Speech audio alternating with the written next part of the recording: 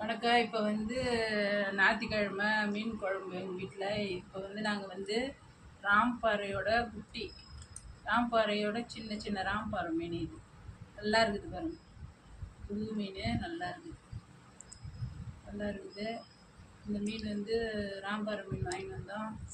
அப்புறம் வந்து சங்கரா மீன் வாங்கிட்டு வந்துருக்குறோம். சங்கரா மீன் நல்லா புதுசாக இருக்குது. சங்கரா மீனை வந்து 5 வறுத்துட்டு இந்த மீனை வந்து குட்டி ராம்பாறையை வந்து குழம்பு வைப்போம். நன்றி, வணக்கம்.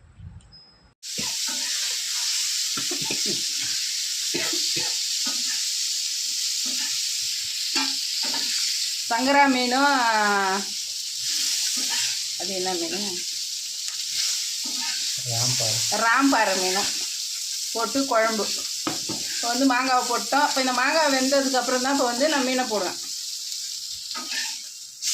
கொதிக்குது பாருங்க, மாங்காவும் வெந்துருச்சிங்களா. இப்போ இந்த டைமில் நம்ம என்ன பண்ணலாம், மீனை போட்டுடணும். ஏன்னா மாங்காயெலாம் வேக வரத்துக்கு முந்தி போட்டோம்னா மீன் குழஞ்சிரும். பொடியாக இருக்குது மீன், குழஞ்சிரும். அதனால் நம்ம எல்லாம் கரெக்டாக வச்சுக்கின்னு தான் போடணுமே மீனை.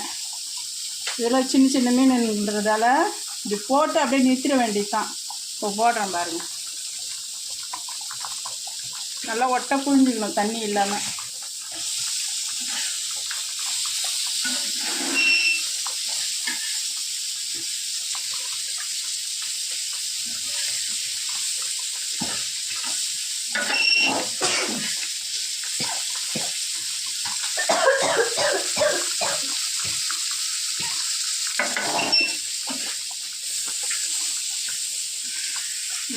போட்டாச்சு பாருங்க. இப்போ எல்லாமே போட்டாச்சு. இப்போ அப்படியே ஒரே கொதி தான். இப்படி கொச்சதும் நிறுத்திடணும், இல்லைன்னா மீன் வந்து வெந்து உடஞ்சிரும். பக்கத்தில் இருந்து நிறுத்திடணும். இப்போ பாருங்கள், ராம்பாறை குட்டி வந்து மீன், இது குட்டி மீன். இது வந்து சின்ன மீன். இது வந்து சங்கராவோட சின்ன மீன். இது வந்து எங்கள் வீட்டிலே அரைச்ச மிளகாத்தூள். இது போட்டு நல்லா அப்படி பிசைஞ்சிக்கணும். இப்போ இது வந்து வறுக்க வேண்டியது தான். இது வேறு எதுவும் நாங்கள் எக்ஸ்ட்ரா எதுவும் போடல, வெறும் மிளகாப்பொடி தான். இதிலே அங்கே மிளகாப்பொடியிலே வெந்தயம், ஜீரகம், இந்த வீடியோ கூட போட்டிருக்கேன் நான், மிளகாப்பொடி எப்படி வீட்டு மிளகாத்தூள் அரைக்கிறதுன்னு. இதுவே நல்லா வாசனையாக இருக்கும். அதனால் நாங்கள் எக்ஸ்ட்ரா எதுவும் போடல.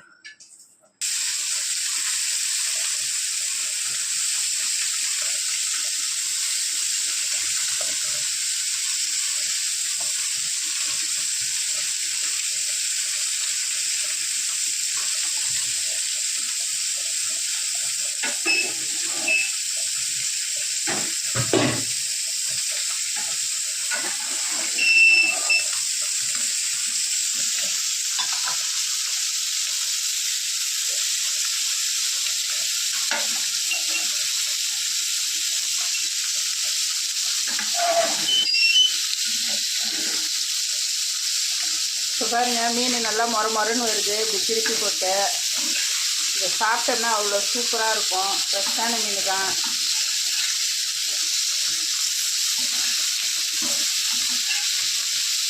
இதுமாரி வறுத்து சாப்பிட்டோம்னா உடம்புக்கு நல்லது.